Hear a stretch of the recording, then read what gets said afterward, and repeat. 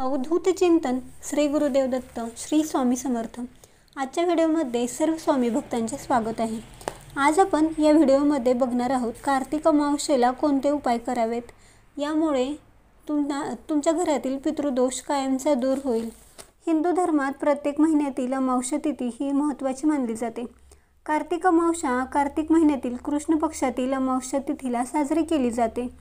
2024 मध्ये म्हणजेच उद्या 30 नोव्हेंबर रोजी सकाळी 10:29 कार्तिक अमावस्या सुरू होणार आहे आणि 1 डिसेंबर म्हणजेच रविवारी सकाळी 11:50 ही अमावस्या संपणार आहे। अमावस्या ही उद्याच 1 नोव्हेंबर या दिवशी असणार आहे। या दिवशी पितरांचे तर्पण केले जाते। स्वर्गातून पृथ्वीवर पितृ येतात असं म्हणलं जातं। पितरांचे पिंडदान केल्यास त्यांच्या आत्म्याला शांती मिळते आणि पितृदोष दूर होतो। अमावस्या तिथीला देवतांची उपासना केल्यास भक्तांना त्याचे फळ मिळते। कार्तिक अमावस्येला पितरांचा आशीर्वाद मिळावा असे वाटत असेल तर अन्नदान जरूर करावे।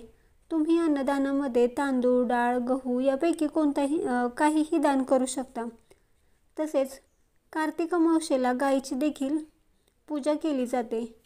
गायीला नैवेद्य दाखवला जातो। तुमच्या घरात पितृदोष असेल तर गायीची या दिवशी पूजा करा। गायीची पूजा केल्यास पुण्य मिळते। पितृदोष घालवण्यासाठी तुम्ही गरुड पुराणाचे पठण करू शकता।